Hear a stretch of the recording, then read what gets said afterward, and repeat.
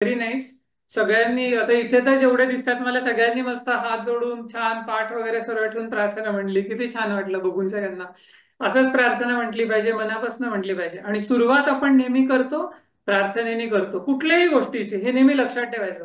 शिवाजी महाराजांनी सगळ्या गोष्टींची सुरुवात प्रार्थनेने केली. हो की नाही? जगदंबेची प्रार्थना करून, शंकर बाप्पाची प्रार्थना करून, असंच सगळ्या आपल्या राष्ट्रपुरुषांनी, आपल्या सर्व संतांनी कुठल्याही गोष्टीची सुरुवात प्रार्थनेने केली. हे लक्षात थोडंसं घेतलं पाहिजे.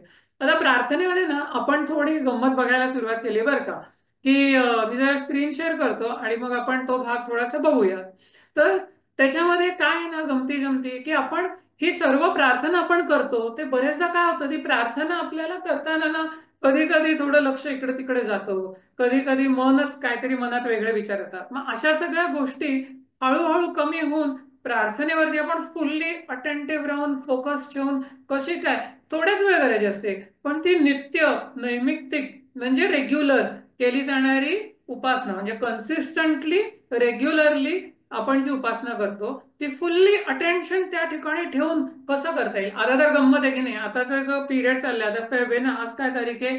8 फेब्रुवारी आहे. त्यामुळे बऱ्याच जणांच्या आता परीक्षा जवळ यायला लागल्यात किंवा काही जणांच्या चालूही असतील. आता 10वीच्या बोर्ड एक्झाम्स तर सुरू होणार आहेत. ज्यांच्या कोणाची ताई दादा कोणी 10वीला असेल त्यांच्या घरी मजा असते. सगळं सबमिशन करा, आई बाबाच जास्त करतायत काम, हो की नाही? ताई तिकडे खेळतीये असं मला माहितीये. त्यामुळे मजा मजा चाललेल्या असतात. तर असं सगळं चाललेलं असताना आपल्याला काय लागतं? अटेन्शन, फोकसिंग ॲबिलिटी लागते. ती कपॅसिटी डेव्हलप करायला लागते. आणि ती कधी डेव्हलप होते? जर आपण समजून घेऊन थोडंसं प्रार्थना केली तर. आता हा जो भाग आपण बघतोय त्याला आपण अष्टांग योग बघतो. म्हणजे अष्टांग योग म्हणजे 8 अंग आहेत त्या योगाची. योग म्हणजे काय?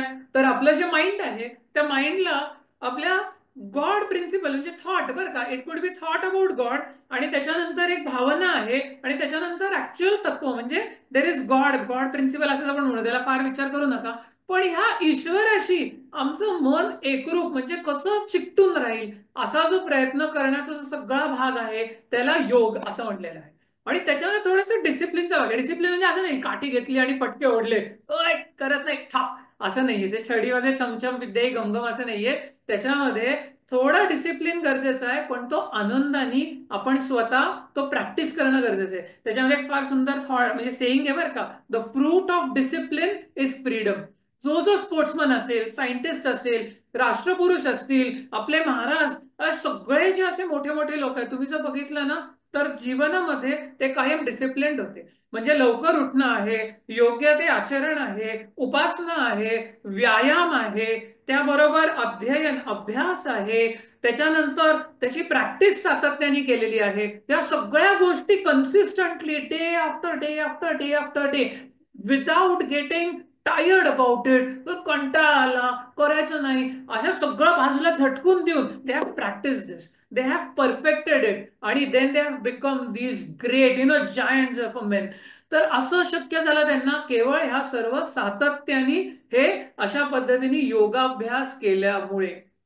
खूप मोठी मोठी उदाहरण आहेत संतांचं. आपल्या स्वामींचं तर तुम्ही डिसिप्लिन जर बघितलं असतं तर वेळच लागलं असतं. रोज 4 तास ध्यान असायचं स्वामींचं, आणि ते ध्यान व्यवस्थित होण्यासाठी स्वामींची दिनचर्या इतकी परफेक्ट होती काय विचारू नका. म्हणजे एकही मिनिट वेस्ट करायचं नाही. आता ज्यांनी जवळनं बघितलंय अमेझिंग, ते लकी आहोत. आमच्यासारखे काही जण आहेत लकी आहेत. तुम्हाला डेफिनेटली तुम्ही अभ्यास करत राहिला तर असं ब्रिलियंट एक्झाम्पल्स तुम्हाला जवळून बघायला मिळतील. तुम्ही स्वतः तुमच्यामध्ये इन्कल्केट करू शकता. तर आता हे सगळं करण्यामध्ये आपण ना यम म्हणजे काही फॉर्म्स ऑफ डिसिप्लिन बघत होतो. तर याच्यामध्ये मागच्या वेळेला तुम्हाला जर आठवत असेल तर आपण अहिंसा असा पाठ बघितला, म्हणजे कोणाला हर्ट करायचं नाही, सगळ्यांच्या प्रती म्हणजे मनानी, विचारांनी, त्याच्यानंतर बोलण्यातून, आपल्या वागण्यातून we should always be kind. आणि तो काइंडनेस म्हणजे just for the sake of kindness नाही, आतमधनं वाटलं पाहिजे. हे स्वतःला घडवण्याचा प्रकार आहे बरं का. कारण कोणतरी आपल्याला मित्र काहीतरी बोलला, मग आता ह्याची जिरवतोच म्हणून फटकन त्याला उलट बोलायचं. स्वतःच्या बाबतीत थोडं सहनशील राहावं. म्हणजे कोणाचंही काहीतरी बुलिंग सहन करायचंय किंवा कोणतरी काहीतरी उगाच त्रास द्यायचा सहन करायचा असं अजिबात नाही त्याचा अर्थ. जर कोणतरी काहीतरी आपल्याला वेडवाकडं आपल्याला उगाच इजा होईल, त्रास होईल असं करत असेल तर 2 दणके दिलेच पाहिजे. ह्याच्यात काही शंका नाही. आपल्या देशाबद्दल धर्माबद्दल काहीतरी चुकीचं बोलत असेल, आपल्याला शक्य असेल तर फटकावलंच पाहिजे. त्यामुळे त्या ठिकाणी उगाच ऐकून घेता कामा नये. पण सगोदर भांडणं करत बसायची नाहीत आपल्याला, हो की नाही जाऊन. त्यामुळे सगळीकडे काइंडनेस इज व्हेरी इम्पॉर्टंट, आणि तो काइंडनेस आपल्या हार्टमध्ये आपण कल्टिवेट केला पाहिजे. अहिंसेचा तो एक मोठा भाग आहे, स्वतःला घडवण्याचा भाग आहे. त्यामुळे आपण ऍज अ पर्सन चांगले होत जातो. आता त्यातला दुसरा जो पार्ट आहे तो म्हणजे विलक्षण महत्वाचा आहे, त्याला सत्य असं म्हणलेलं आहे. सत्य म्हणजे काय? सत्य इज ट्रूथ. बरं का? आता त्याच्यामध्ये तुम्ही जर बघितलं तर हे फार एक सुंदर स्लाइड आहे, if you can read it on the screen. तर असेल की ट्रूथ आणि ट्रस्ट हे असे गो व्हेरी हँड इन हँड, एकदम क्लोजली. कारण सगळं जर तुम्ही नाती बघितली, सत्य म्हणजे काय आहे? खरं बोलायचं आहे, खरं वागायचं आहे, मनामध्ये योग्य आणि खरे विचार असले पाहिजेत सत्याला धरून, म्हणजे सतत खरेपणाला आपण जोडलेले राहिलो पाहिजे. आता गमती जमतीवर काय मी पुढे थोडंसं सांगणार आहे. और त्याच्यामध्ये तुम्ही जर स्लाइड बघितली तर जर if you lose truth you will lose trust. तुम्ही कुठलंही नातं घ्या, आपल्या भावा बहिणींशी नातं घ्या, आपल्या आई वडिलांशी नातं घ्या, आपल्या टीचर्स बरोबरचे रिलेशनशिप घ्या, आपल्या फ्रेंड्स बरोबरचे रिलेशनशिप घ्या, कुठलंही घ्या, it is always based on trust. And trust will only come from truth. ज्या ठिकाणी ट्रूथ आहे त्या ठिकाणी ट्रस्ट निर्माण होतो, आणि ज्या ठिकाणी ट्रस्ट निर्माण होतो त्या ठिकाणी नॅचरली रिस्पेक्ट निर्माण होतो एकमेकांबद्दल. भीतीपोटी नाही पण प्रीतीपोटी, म्हणजे त्या ठिकाणी प्रेम निर्माण होतो, आणि ते रिलेशन जे काही असेल आणि त्याच्यामधनं जे क्रिएटिव्हिटी जनरेट होते ती फ्लरिश होऊ शकते. त्यामुळे इतकं महत्वाचं आहे हे सत्य. आता हे कसं ठरवणार हो? कोण ठरवणार हे बरोबर आहे की चुकीचं आहे, हे सत्य आहे की काय असत्य आहे? तर त्याच्यामध्ये स्वामी विवेकानंदांनी असं म्हटलंय बरं का, थोडस तुम्ही बघा समजताय का, की listen to the voice of your inner self, it is your true guide. हो, हे किती म्हणजे त्यांचं तर काय, स्वामी विवेकानंद म्हणजे अमेझिंग संत होऊन गेले की नाही, राष्ट्रपुरुष, राष्ट्रसंत. तुम्ही त्यांना काय म्हणायचे ते म्हणा, म्हणजे आपल्याला ते आवडतातच, जबरदस्त पर्सनॅलिटी. त्यांनी असं सांगितलंय की listen to your inner voice. Inner voice म्हणजे काय? त्याला आपलीच विवेक बुद्धी असं म्हटलं जातं. म्हणजे there is always something within us that is correcting our actions. ते बरोबर आपल्याला सांगत असतं म्हणजे आपलाच तो आवाज असतो आतमध्येच, आपल्या मनामध्ये ती वृत्ती निर्माण होत असते की जसं काहीतरी आपल्याकडनं चुकीचं घडलं की आपल्याला कळतं की हे करायला नको होतं, काय होतं आपल्याला कसं तरी वाटायला लागतं. तर तिथे जर आपण ते दुर्लक्षित करून टाकलं आणि म्हटलं की नाही असंच वागणार आम्ही काही झालं तरी, हट्ट करत असतो, आपल्याला कळत असतं, आई बाबा सांगत अरे हट्ट करू नको, आता ही नाहीये वेळ, आपण थोड्या दिवसांनी बघूयात, नाही ते मला आत्ता म्हणजे आत्ताच, नाव नाव नाव असं होतं. आपल्याला आतनं कळत असतं की I am acting cranky and crazy and I should be doing all this. पण ते थोडस असे इमोशन झालेले असतात. सो स्वामी विवेकानंद काय म्हणतात की थोडस शांत हो आणि जस्ट लिसन टू दॅट, आणि मग तू थोडे ऑटोमॅटिकली शांत होशील. It will tell you what is right what is wrong. आता एक छान चित्र आहे बरं का इथे, ते चित्र पण कोणाचं आहे? चित्रगुप्ताचं चित्र आहे. आता गंमत काय होते, चित्रगुप्त म्हणजे एक देवता आहे. असं म्हटलं जातं की सगळ्या लोकांच्या सगळ्या ऍक्शन्सचा रेकॉर्ड तो ठेवत असतो. मग हे तो कुठे रेकॉर्ड ठेवतो? तुम्ही गंमत बघा. Wien ever you do something kind, Wien ever you do something that helps others, तुम्ही कोणालाही काही मदत करण्याची गोष्ट केली की आपल्याला छान वाटतं. तर हे चित्रगुप्त आपल्याच अंतःकरणावरती म्हणजे मनावरती छान चित्र काढतो, आणि त्याच्यामधनं आपल्याला छान प्लेझेंट म्हणजे खरोखर समाधान प्राप्त होतं. आणि if we do something that is not quite right. मला आपल्या सोसायटीमध्ये फॉर एक्झाम्पल आहार आणि सोनला छान माहितीये की खाली मांजराचं पिल्लू आहे. आता काही जण येतात त्या पिल्लाशी खरंच छान खेळत असतात, काही जण येतात त्याला कसंही उचलतात, शेपटीला धर, इकडनं तिकडे टाक, वाटेल तसं करतात. That is so bad right. ती म्हणजे हिंसा झाली, त्या मांजराला ते हेल्पलेस आहे. तर अशी हिंसा आपल्याकडनं घडली, ज्या कोणाकडनं चुकून जरी घडली तरी त्याच्या मनामध्ये तो इनर व्हॉइस सांगत असतो की अरे त्या प्राण्याला अशा पद्धतीने त्रास देऊ नका. आणि त्यावेळेस जर आपण त्याच्याकडे दुर्लक्ष केलं तर चित्रगुप्त एक बॅड चित्र काढून टाकतो, आणि आपलं काय होतं आतमध्ये, so our mind starts automatically acting bad. पण if we actually listen to that and we just say sorry to the cat or whatever that animal is, या उदाहरणामध्ये, तर our mind starts actually behaving in a positive and better manner. त्यामुळे सत्याला इतकं विशेष महत्व आहे, आणि आतमधल्या आवाजाला त्यामुळे ऐकलं पाहिजे. आता ही एक फार सुंदर कथा आहे बरं का, हे मी फार कथेमध्ये जाणार नाहीये, पण हा प्रसंग तुम्हाला कदाचित माहिती असेल.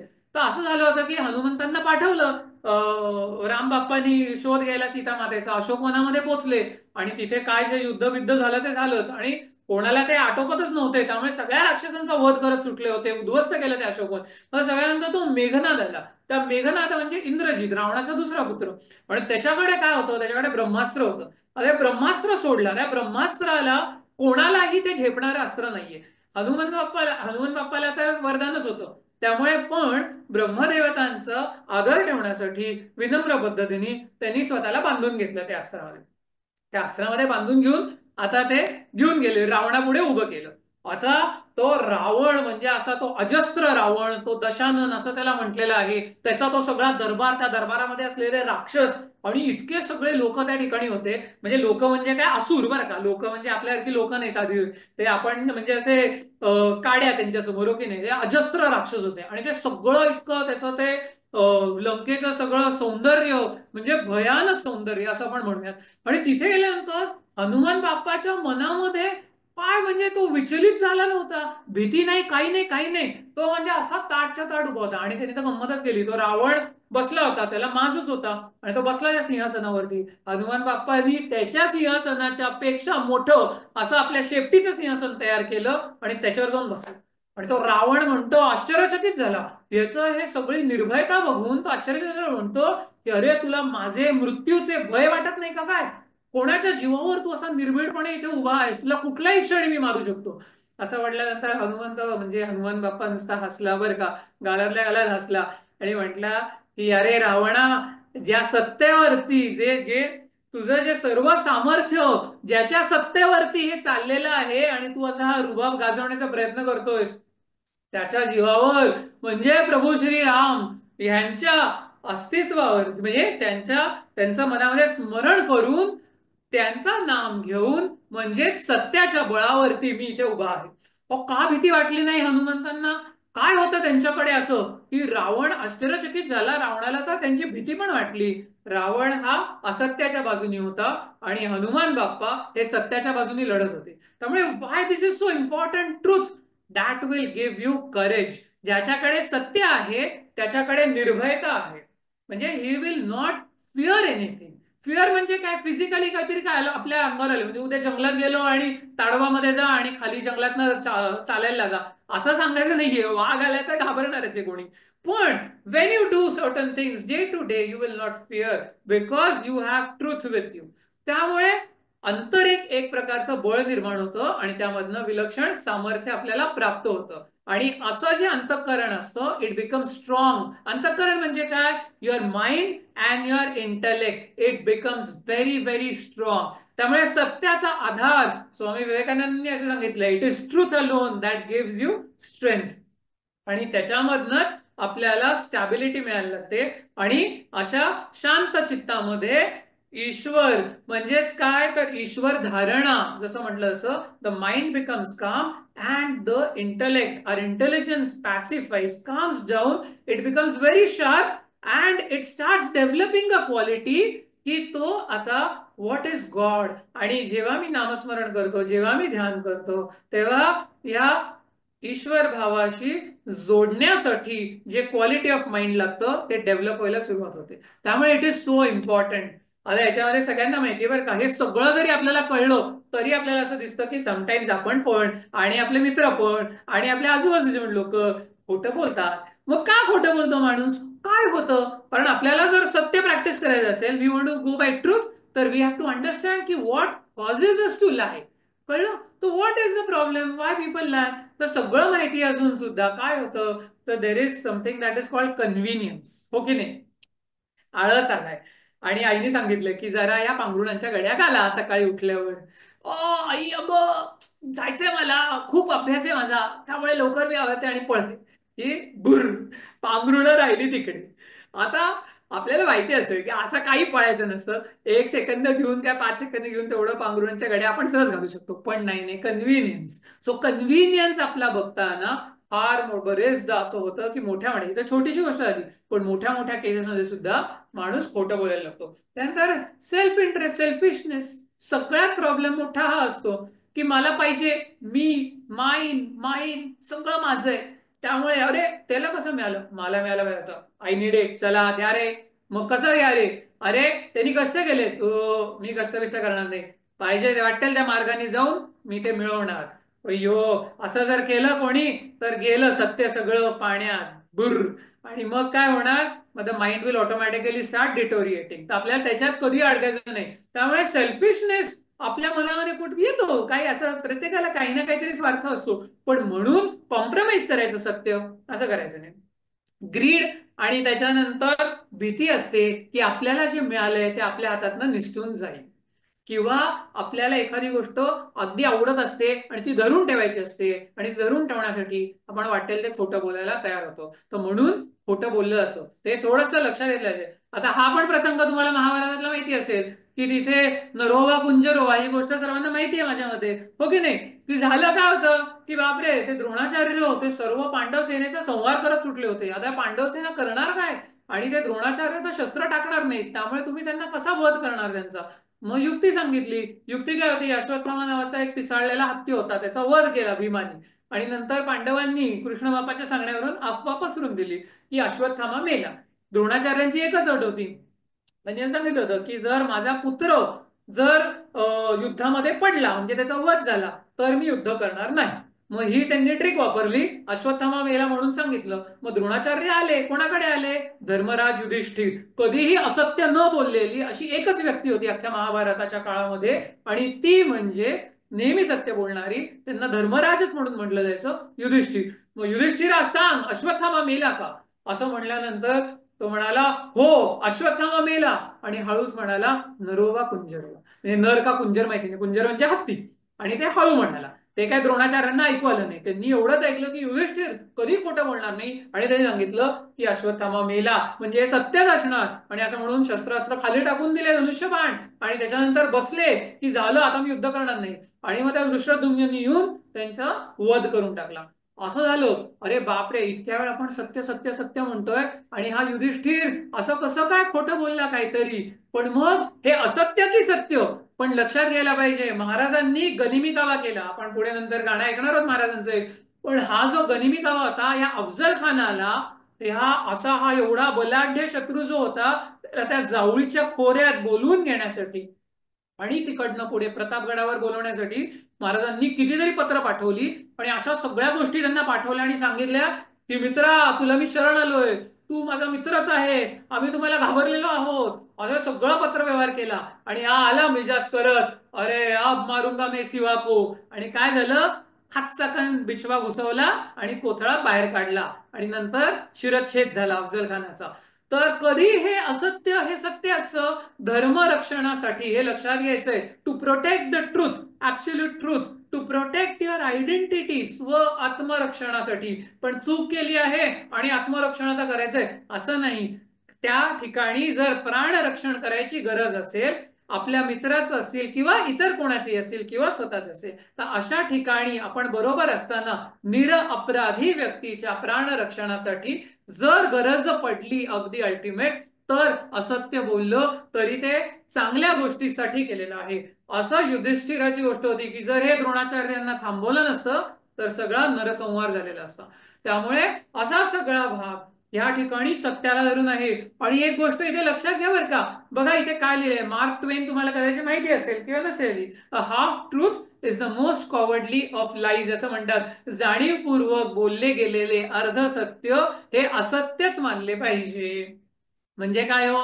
म्हणजे आई विचारते की काय रे, डबा खाल्ला का आज? मला म्हणतं की हो आई, एवढं म्हणून ग, अरे कोणी खाल्ला डबा? मी नाही खाल्ला, मित्रांनी खाल्ला. पण आपण काय म्हणतो? हो आई, डबा खाल्ला, एवढं म्हणून सोडून देतो. आणि ते हाफ ट्रूथ आहे. So never get stuck with half truth, always tell the complete truth, आणि त्यांनी you will start developing yourself. Ashtanga योगाचं यम जे सांगितलंय त्यातलं हे एक सत्य. हे सर्व कशासाठी करायचंय? आपल्या स्वतःच्या डेव्हलपमेंटसाठी, आंतरिक प्रगतीसाठी करायचंय, हे लक्षात घेतलं पाहिजे. हे सगळं सांगून आता आपण उपासना करूयात थोड्या वेळ. सर्वांना उपासनेचा भाग तर माहिती आहे. उपासना करत असताना आपण मध्यवर्ती उपासना, ध्यान उपासना, इथे मी थोडंसं लिहिलंय. आपण 3 वेळा गायत्री मंत्र म्हणणार आहोत, जो त्रिपदा गायत्री मंत्र असेल. त्यानंतर आपण 3दा दीर्घ ओंकार करणार आहोत. ओंकार ध्यान म्हणजे काय करायचंय? तर मनामध्ये श्वासावरती ओम बसवायचा आहे. श्वास घेताना मनामध्ये ओम, श्वास सोडताना ओम. ओम इज इक्वल टू गॉड. हा जो भाव आहे, ईश्वर भाव, त्याला भ्रूमध्याच्या ठिकाणी हा नाममंत्र श्वासावरती चालवत असताना सगळं लक्ष या ठिकाणी केंद्रित करायचं. Focus your attention here. बघायचं काहीच नाहीये, डोळे बंद आहेत. कुठे मी असे डोळे वरती बिरती काही करत नाहीये, चित्रवित्र काही दाखवलेली असतात. डोळे शांतपणे सरळ ठेवलेले आहेत, बंद आहेत, आणि internally I have focus my attention over here. आणि श्वास घेताना आय एम डुईंग ओंकार साधना, ओंकार ध्यान. आणि ओम म्हणजेच ईश्वर, आणि हा भाव मनामध्ये धरून सर्व लक्ष त्या ठिकाणी ठेवून ओम ओम मनामध्ये माझा श्वासावरती चालू आहे. ही प्रक्रिया लक्षात घेतली पाहिजे. थोड्या वेळच करायचं आहे आपण सर्वांनी. त्यानंतर मग आपण ध्यानाची सांगता हरिओम यांनी करू आणि नामस्मरण करूया. तर चला सर्वांनी ताठ बसायचं आणि छान खांदे मागे थोडे, पाठ सरळ. त्यानंतर खुर्चीवर बसलेले असाल तर पाय खाली सोडलेले आणि हात आपल्या पोटाजवळ ठेवायचे आहेत. आणि एकत्रितपणे, तुम्हाला माहिती आहे तर प्रथम आपण त्रिपदा गायत्री मंत्र म्हणूया.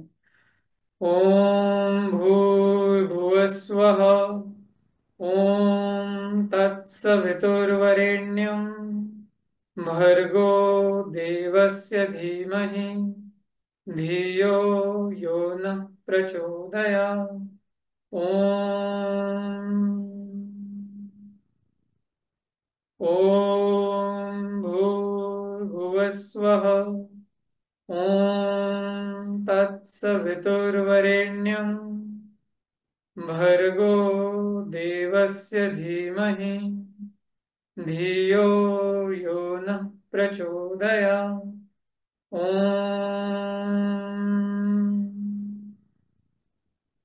ओम भूर्भुवस्वः ओम तत्सवितुर्वरेण्यं भर्गो देवस्य धीमहि धियो यो न प्रचोदयात्. ओम. 3 वेळा आपण दीर्घ ओंकार करूयात एकत्रितपणे. दीर्घ श्वास घ्यायचा, डीप ब्रेथ.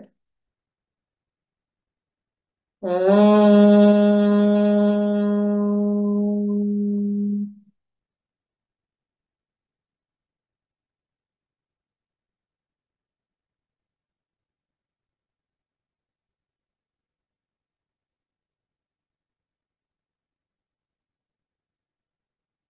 ओम.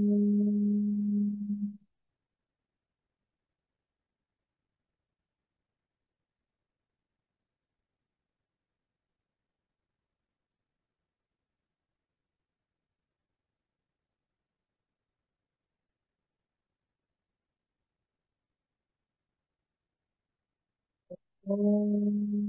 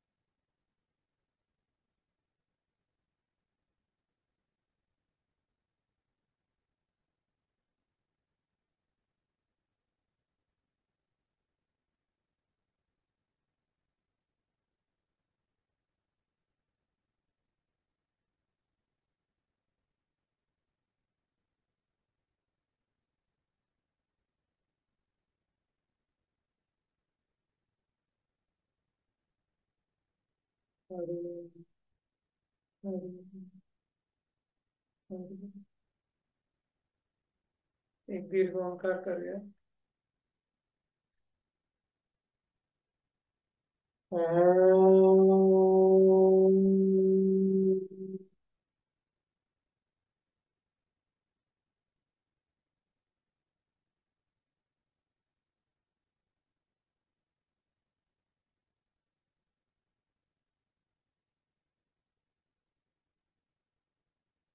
हे नाव सांगतो. माझ्या मागे वल्लरी म्हणशील.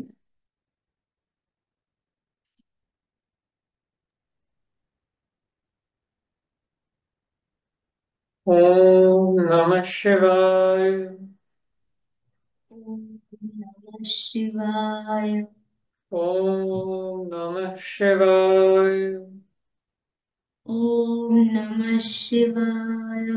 ओम नमः शिवाय. ॐ नमः शिवाय। ओम नमः शिवाय. ॐ नमः शिवाय।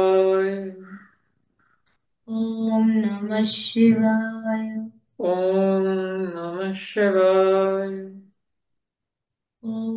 नमः शिवाय। ओम नमः शिवाय.